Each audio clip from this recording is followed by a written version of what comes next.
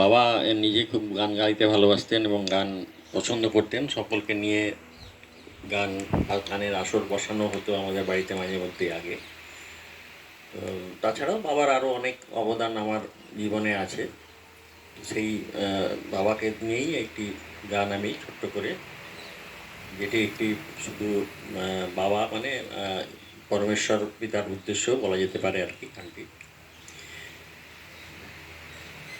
তুমি নির্মল করো মঙ্গল করে, মলিন মর্ম মুছায়।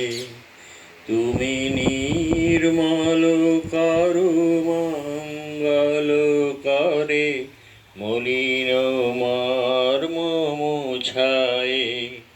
তবু পুণ্য কিরণ দিয়ে যাক মোর মোহ কালিমা ঘুচায়।